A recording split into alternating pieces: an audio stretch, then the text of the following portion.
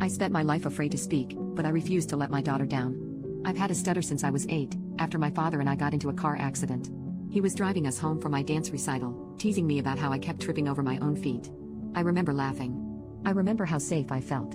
And then, I remember the sound of a car horn. The world turned upside down and glass shattered onto my face. When everything went still, I realized we had flipped into a ditch. I screamed out for my dad, but he wasn't moving. I tried to call for help, but when I tried to speak, my throat closed up.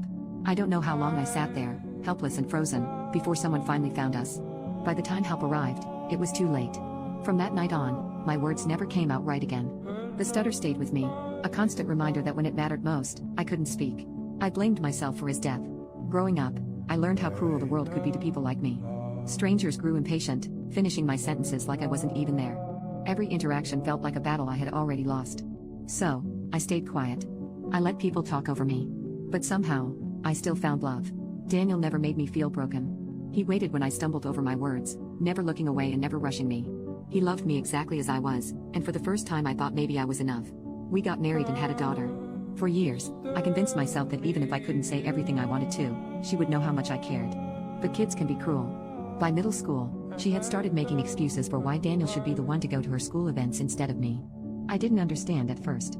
Then during my daughter's birthday party, I overheard her friends mocking me, mimicking my stutter and saying she would end up just like me. It broke something inside me to know that my daughter was being bullied because of me. So I stepped back and let Daniel be the voice of our family. I told myself it didn't matter, as long as she was happy. Eventually she grew up and understood. She apologized one night over dinner, telling me how sorry she was forever feeling ashamed. I told her I had never blamed her.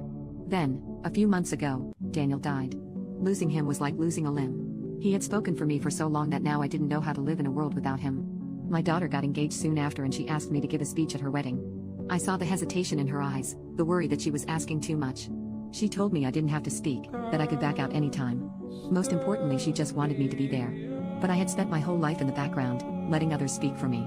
Daniel wasn't here anymore, and I knew if I didn't find my voice now, I never would.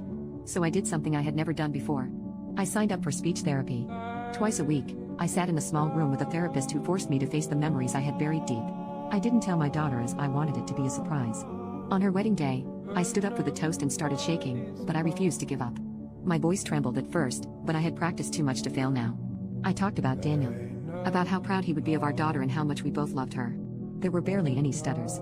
When I finished, she ran up sobbing and hugged me. She thanked me over and over again and asked how I did it. I told her I wanted her wedding day to be perfect. She asked if my stutter was gone for good, and I told her I only did so well because I practiced the speech so much. I still had a long way to go. Then she said something that warmed my heart. She said Dad would be so proud of you. I told her no, sweetheart. He'd be proud of us.